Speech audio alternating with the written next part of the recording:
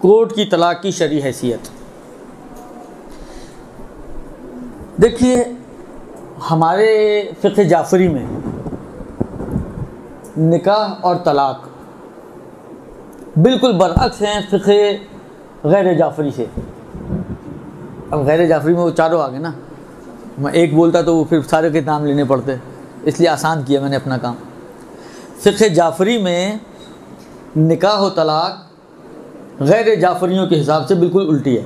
अच्छा, गैर जाफ़री का दरवाज़ा कुछ ज़्यादा ही वसी हो गया। बाज़ तो ऐसे हैं उनके यहाँ तो कोई मसला ही कुछ नहीं है, ना निकाह में कोई मसला है ना तलाक में कोई मसला है। जो अहले सुन्नत ख़ास तौर पर मुराद है मेरी कि अहले सुन्नत और अहले तशय्यो को अगर आप आमने सामने रखें और निकाह और तलाक के उनके मोटे मोटे मसाइल को अगर आप मद्देनज़र रखें तो बिल्कुल बरअक्स हैं। हमारा हम्मो गम मिलाने पर ज़्यादा और तोड़ने पर कम है, उनके यहाँ बरअक्स आपको मिलेगा। दुरुस्त। इसीलिए हमारे यहाँ निकाह को आसान बनाया गया है तलाक की निस्बत। अलबत्ता आप आसान का मतलब ये नहीं कि कोई शर्तें ही नहीं है, नहीं, शर्तें हैं, लेकिन बिनिस्बत इल तलाक अगर दोनों को मुकायसा करें तो निकाह उसकी निस्बत आसान है। गवाहों की शर्त नहीं है जो अहले सुन्नत में निकाह में गवाहों की शर्त है। दुरुस्त। सीगे में भी कहीं पे एहतियातें हैं, कहीं पे क्या है, प्लस माइनस की यानी रुजू वजू करके कुछ ना कुछ प्लस माइनस किए जा सकते हैं। उनके यहाँ तो माशाल्लाह आज़ाद है। इसी तरीके से तलाक में अगर आप चले जाएँ तो हमारे यहाँ तलाक में गवाहियों का मसला है और दूसरी शराइत हैं, उनके यहाँ वो इतनी ज़्यादा सख्ती तलाक में नहीं है। वो तो सोए पड़े भी अगर कहते हैं तलाक तलाक तलाक तो सुबह उठे तो तलाक, उनकी तो तलाक कितनी आसान है। तो अब मुश्किल इस एतबार से है दोनों मसलों में। हम अभी अपनी बात करें, हमें दूसरों से क्या काम। सवाल इनका यह है कि कोर्ट की तलाक की क्या हैसियत है। जैसे मैंने अर्ज़ किया कि तलाक हमारे यहाँ मुश्किल है, उसकी शराइत सख्त हैं और कोर्ट में आम तौर पर देखें वही वाली बात है, कोई ऐसी रिवायत हमारे पास नहीं होगी कि कोर्ट की तलाक आया सही है या बातिल, ना ऐसी कोई रिवायत ना ऐसी कोई आयत।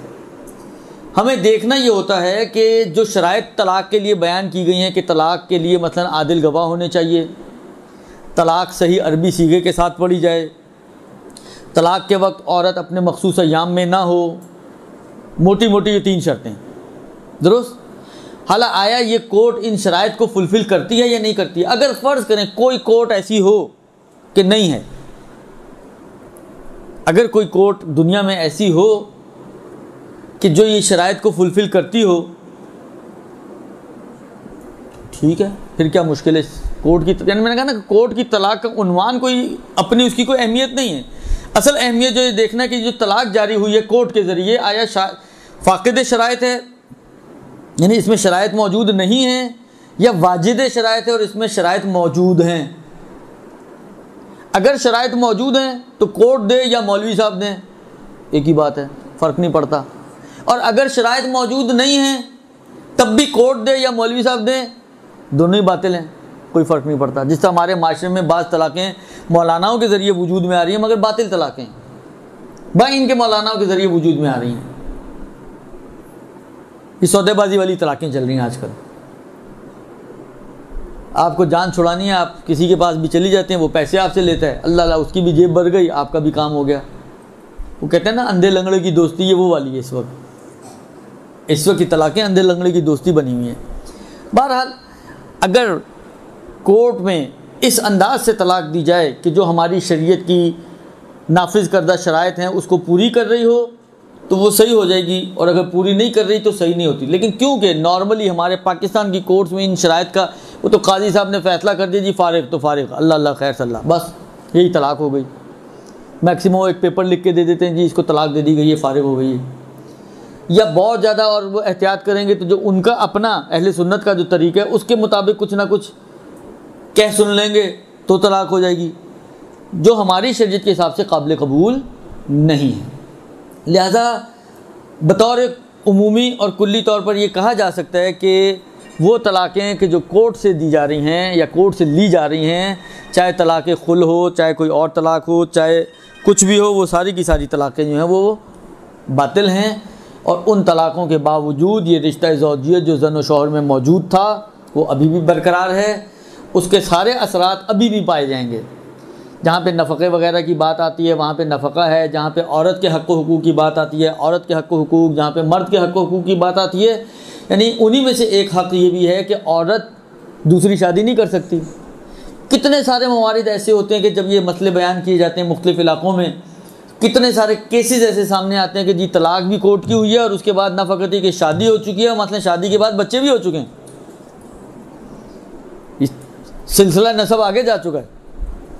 कितनी सारी ऐसी आपको मिसालें अपने माशरे में, शायद अभी आप लोग बैठे बैठे सोच रहे होंगे कि कौन कौन ऐसे हैं, और आपको 10 केसेस आपके बिज़ेन में आ जाएंगे कि ये हुए हैं वाक़यात कि कोर्ट के ज़रिए तलाक ली गई, उसी तलाक को तलाक समझते हुए नया निकाह पढ़ा गया, नया निकाह पढ़ने के बाद बिलाखिर ज़न व शौहर हैं, तो नस्ल आगे भी बढ़ चुकी है, जबकि ये सारे मरहले बातिल।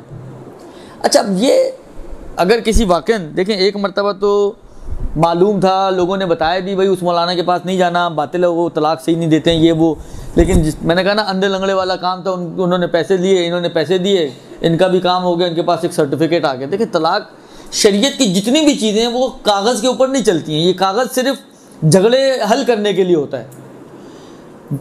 शरीयत की जितनी भी चीज़ें हैं वो वाक़इयात के ऊपर चलती हैं कि हुआ क्या है हकीकतन तलाक अगर हो चुकी है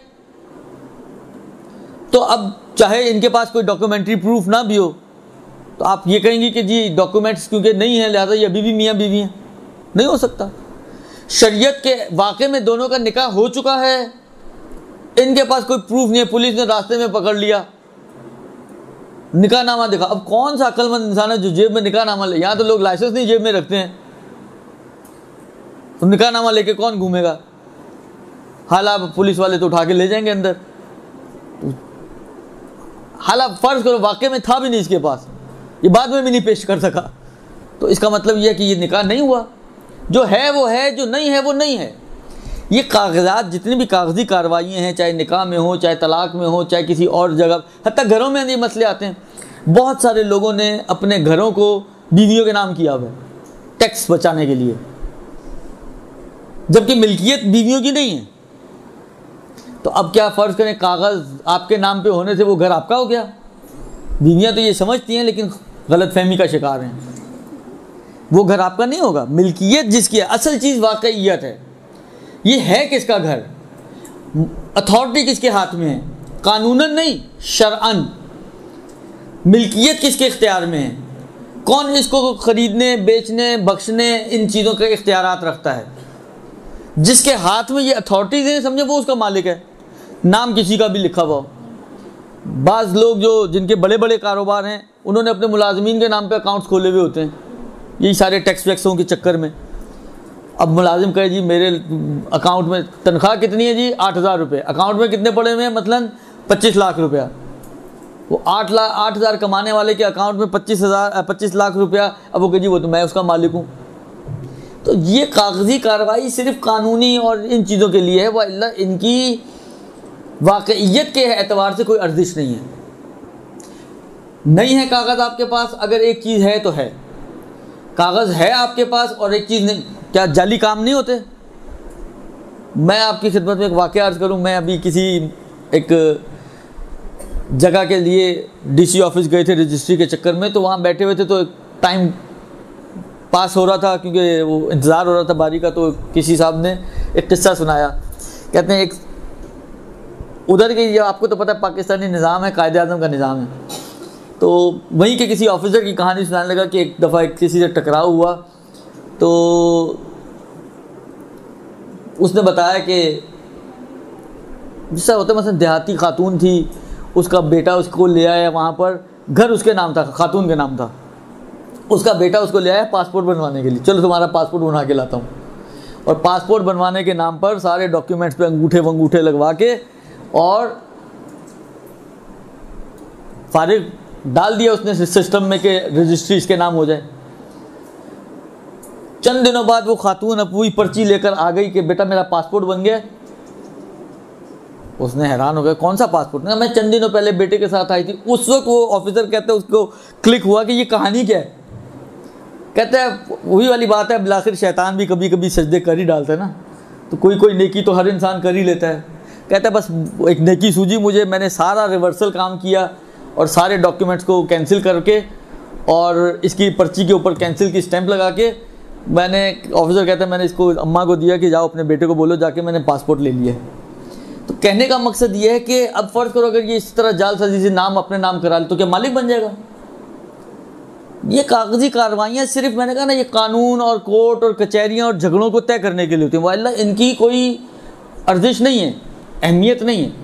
तो कोर्ट की तलाक अगर शराइत की हामिल है तो सही है, अगर शराइत मौजूद नहीं है तो बातिल है।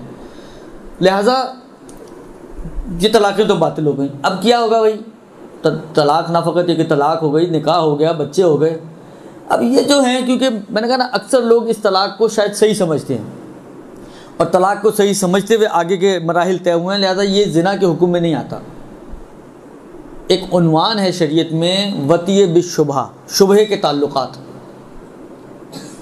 शुबहे की हालत में ताल्लुकात, ये वतीय बिशुबहा के हुक्म में आता है। और वतीय बिशुबहा की सूरत में जो औलादें पैदा होती हैं वो नाजायज़ नहीं कहलाती हैं, वो जायज़ औलादें होती हैं और उनके ऊपर ज़िना का अहकाम जारी ना। इस ज़न और शौहर पे भी ज़िना अगर दोनों नहीं जानते थे और इस तलाक को सही समझते हुए उन्होंने आगे कार्रवाई की है तो इनके ऊपर भी ज़िना के अहकाम जारी नहीं होंगे। मैक्सिमम ये होगा कि जिस दिन उनको पता चलेगा तो वो अक़्द बातिल हो जाएगा और औरत को इद्दा वगैरह रखना पड़ेगा। अगर दोबारा से निकाह करना चाहें तो फिर वो दोबारा की निकाह हो सकता है। अलबत्ता फिर उस सूरत में अगर उसी मर्द से वो निकाह कर रही है तो इद्दे की कहानी फिर बदल जाती है थोड़ी सी।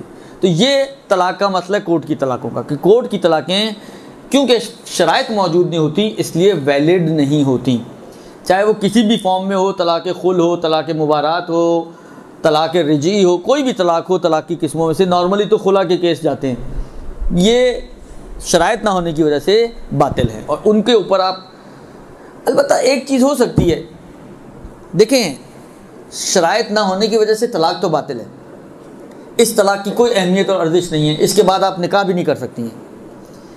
अलबत्ता ये हो सकता है कि इस बाज़ औक़ात सामने वाले को प्रेशराइज़ करने के लिए या सामने वाले को वो तलाक दे नहीं रहा है वगैरह वगैरह, कोई भी चीज़ इस किस्म की है तो एक इसको एक समझें प्रेशर के तौर पर, एक तायीद के तौर पर आप यूज़ कर सकती हैं कि भाई देखो मेरी कोर्ट से तो तलाक हो गई है, लेकिन इसकी अहमियत कोई नहीं है। ये सिर्फ मैंने कहा ना कि ये सिर्फ हल्का फुल्का सा समझे एक डंडा दिखाने के वाली बात है और कुछ नहीं है, इससे ज़्यादा कुछ नहीं है। तो ये है कोर्ट की तलाक का मसला।